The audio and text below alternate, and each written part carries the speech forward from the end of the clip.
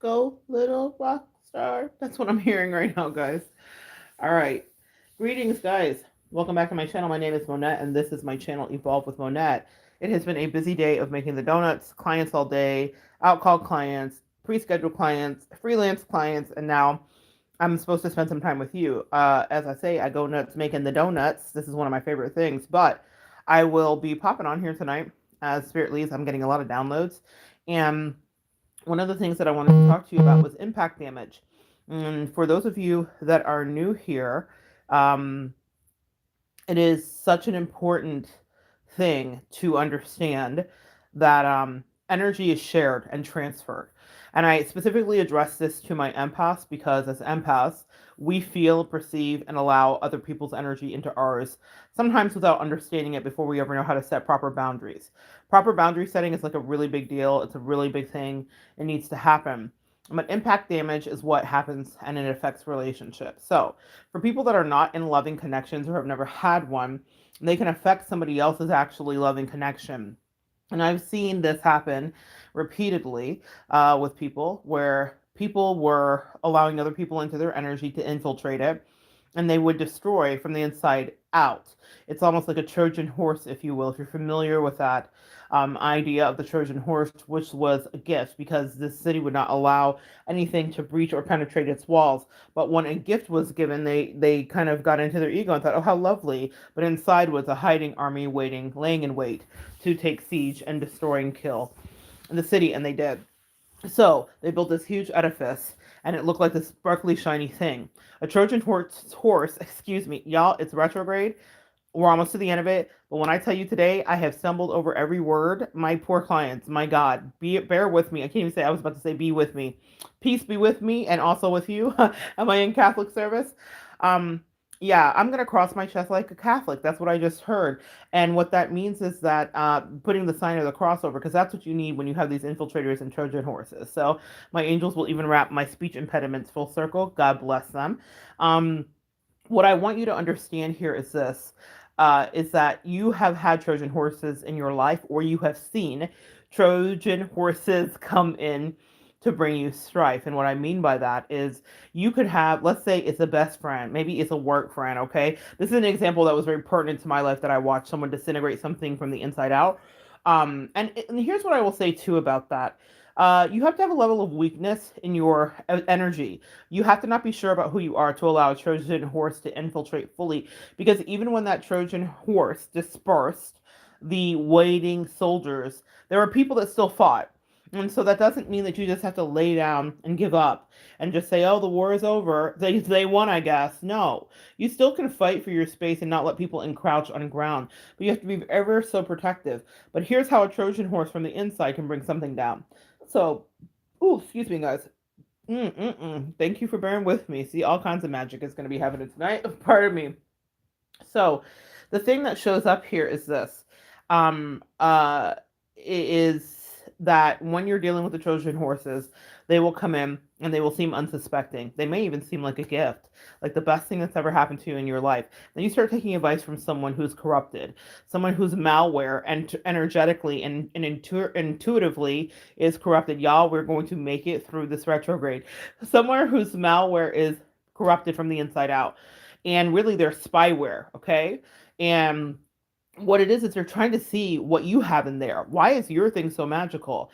And you guys have heard me talk about this, but I watched it happen and I've been dealing with it with themes with clients as well, where people have a third party come in and dun dun dun. Like I got to make that sound every time I say third party, but they have a third party come in and it completely throws off kilter whatever the relationship is. So very specifically, let's say you're sitting next to someone and they're talking to you all the time and they're giving you advice. They've never had goodness in their life, not a good love relationship, not a good friendship, not a good nothing. If they see that it's something that you have, they're going to want to get inside of that. They may even covet the person that you're dealing with, so secretly, and make it seem like it's all about you. They are your new boo. They love you to death, but really they're stalking, paying attention to the person that they think is bringing you happiness. And we've seen that kind of thing happen, right? Where we see someone seem like they're having a good life. One of the examples of that is Christopher Watts, who killed his wife Shanann and her kids. And he had a girlfriend who they found out by searching her computer history was stalking Shanann quite actually for a long time, for almost a year and a half before the murders happened, and almost a year and a half before he even admitted that he had the affair with her. Meaning that maybe they had a conversation and she got fixated, this Nicole Kessinger person, on the fact that Christopher Watts seemed like he had this beautiful life. Chris Watts had this great life and a beautiful wife and kids, and he was flirty and he was kind of cute, and she thought, I could shape and mold him. But then what she did was she started obsessing about Shanann, because in order to have Shanann's man, she had to take Shanann out, and she did one better. She made sure that she infiltrated as a Trojan horse, got from the inside in, and made sure that Chris took Shanann out so that her hands were clean. She's still walking about the earth free as a bird without any single ounce of karma for her. Now, I'm not saying she didn't get karma, because I do believe that kind of evil has karma, because she certainly had a hand in it. No matter what anybody says, she was pressuring, she was screeching, she was leering, she was insistent, she was obsessive. There's messages and text messages and documentation of it.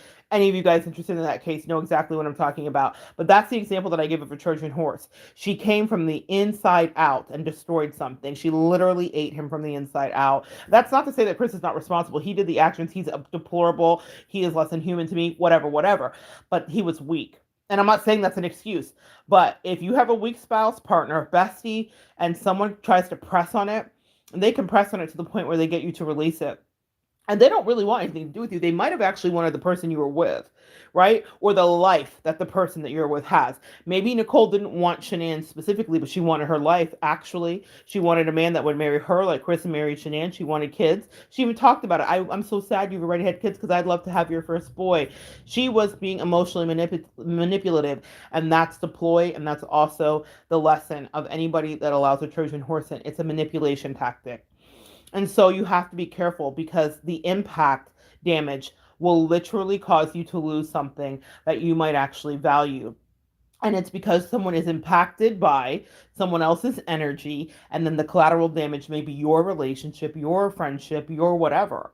And it's something that you need to know. I mean, y'all, I've taught about this in various ways, and from my own point of view, when it happened to me, I wept bitterly. I was so disappointed at the weakness of the person that I thought was my bestie, my partner, my friend, and I was so perplexed at how she could let this obvious Trojan horse in. It was odd to me. It was weak to me. It was pathetic. I once had a English professor teach us about the word pathos, and she says people evoke pathos. They cause in you to feel sorry for them because they're so miserable. Y'all, when she taught that lesson, thank you, Miss Darnetta Bell, Vanessa Bell Calloway's sister. P.S. Mrs. She's my queen to be. You know the queen that like hobbles in the beginning? That's Vanessa Bell Calloway. You've seen her in many things, but her sister was my English professor when I lived in Albany, Georgia. And what I will tell you is that Miss Darnetta Bell taught me a lesson or two about evoking pathos and how someone can bring out that emotion in you. You evoke pathos. Wow, powerful thing to say. And that's how I felt about the friend that was in my life that went away. And they went away because they allowed a Trojan horse in. And at the end of the day, it was the best thing that ever happened to me. That might be the next video. Like be rejoiceful of the terrible things that happened to you. But at the end of the day, I realized like, oh, this is what it looks like. And I had to learn that lesson so I could teach it to you. I had no idea how many emails I would get. I had no idea how many times people would reach out to me in these videos or write me a letter or just talk to me, or even in my clientele that has nothing to do with this channel, that doesn't even know it exists, that I would be dealing with this theme over and over again. It persists. People that are unhealthy can be an impact and create impact damage to your relationship. And so be very careful. That's why they say be careful of who you associate with. Be careful of the friends that you're around. And be careful of the people that could potentially bring you down. Just a moment ago, I did a video here with my bestie, and my bestie works in the paranormal arts, as well as having a very corporate America business job. She's a boss, all the figures, add them up, all the commas. Yes, God, I love it. But what I wanted you to know about that is our work worlds, y'all, the words are not in my mouth. The work worlds that we inhabit, rather, Lord Jesus. Are we going to get through this? Angels, can I just get an assist? Tom, I'm talking to Tom in my headset. Can I get an assist here with these words? The work life, how about that we inhabitate is completely different. She's in corporate America. She's dealing with executives and all the rest of it. She is an executive herself, all the things. But what I'm telling you is that similar energy it brings. We're both transmuting energy. We're both disseminating things, and sometimes we'll help each other triage things. And I just did a video here with her where I got to do that with her, but it's because our energy is similar. It's alike. It's healthy, and she has the balanced energy to manage that. And the reason that I say that to you guys is that sometimes when someone comes in with impact damage and they may ruin a thing that you think was so precious, it probably wasn't. I have no remorse or sadness about the relationship I lost. I don't long for them. I don't miss them in any way that I thought I would. Like, guys, I thought I would, just like you. So I want to let you know that if someone can come in and destroy something that you were building, chances are you're probably building it by your onesie, as my bestie would say. You're probably building it by yourself. And they were just there to play and waste time, because if they could be so easily swayed by someone who was grime, slime, a crime, someone who would cause them to do crimes, cause them to get off kilter, cause them to lose their filter, cause them to lose their respect, their family, their home, their health, then they're better off by themselves. Maybe not better in your life, but be careful, because there are some of us that can actually stop that in the beginning. Usually what you'll be accused of being is a hater and trying to ruin their fun and whatever, because they have the mental capacity of a 13-year-old, but that's fine. And do what you will. I have cautionary tales about warning people. I think sometimes the reason we warn people is only for us to be validated about the strength of our intuition. I don't think we warn people to really save them, because I don't think we save anybody. Someone that wants to do something is going to do it. I realize that my warnings to the person in my life, or the people, because there have been many in my life, that I've had to be like, hey, something's not right. Watch out over there. There's danger. This person's toxic AF, XYZ to the third power. They're trying to separate us. Like, I was sending out every bat signal. I don't think it was ever about me saving that person. She didn't want to be saved. She wasn't supposed to be. What was supposed to happen was I was supposed to give the prophecy so that I could circle back to it years later and see exactly how it folded out, unfolded, and how and why she should have listened to me. Not I told you so, but to know that my intuition helped to predict other parts of my destiny, and that it matters, that it's sharp, and that I didn't miss anything. That may be some of the experiences you have too. So if you are dealing with someone that's causing impact damage to your relationship and you're like, how do I contain it? Maybe message, you're not supposed to. You're supposed to notice it, see it, document it, and maybe even speak on it to the person that you love. But if you see that they're struggling and now they've made you the enemy, then run, because soon they will give you a shove right off the cliff, right off the edge, right off the ledge, because they no longer care about the thing that you were, holding like some little fledgling bird. They think that it's absurd, you're absurd, and you've become a burden. Let that be. And that's because someone has caused impact damage, and it is causing them to have scrutiny on your relationship. Someone that's never had something good will cause you to look at the thing that's good for you and ask you what's wrong with it, and ask you to pick it apart and ask you why it exists.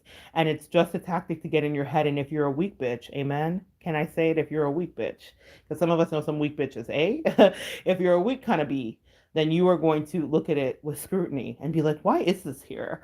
I don't know. Why do I like this? It's odd. It doesn't fit with the rest of society. Well, the rest of society is miserable, and they wish they could have a taste. The chef's kiss, just a taste of the kind of love that you give, empath. And people will come in and they will try to destroy it. I am grateful for the journey that I've been on, because no one could destroy anything that is in my life. But also the lesson that I learned too, with having someone damage something with their impact damage, or damage impact, or impact damage, is that I had to learn to release the outcome, and I had to learn non-attachment. If I was saying this even last night to my bestie, I'm grateful for her in my life in every capacity. But if she were taken from me, if one of us died prematurely, which is something she had to face last year, as I was quite literally on my deathbed, as most of you guys know that are normal, regular viewers. And for those of you that are new here, I almost died last year. And very really, very actually within 24 hours from that. And so she was there. She was there in every single way. Quite literally scooped me up the day that I was released from rehab after such a long time of being in both hospitals and rehabs, loaded me into the back of my SUV and took me up to my bedroom and got me home. That's a kind of showing up that you can't purchase. And it's not something that I had with somebody that I thought that loved to easily roam. They would have never done anything like that for me. I would have been dead by the side of the road. My point in saying all of this to you is that the relationship I have is solid. But if that person were taken away, I'm okay. It doesn't mean I don't love them. It doesn't mean I don't enjoy them. What it does mean is that I no longer have that codependent, wild attachment that a lot of us empaths do before we heal that. And by having someone damage the relationship I had and having them allow it to be damaged with impact, with that impact damage, um, what happened was I learned the greatest lesson of releasing codependency. Anything at any moment can be taken from thee, from you, from me, and you have to be okay with that. I have this beautiful time with my bestie. I will enjoy it for what it is. And if we have the rest of our life to live, God bless America and God bless it. I'm so grateful.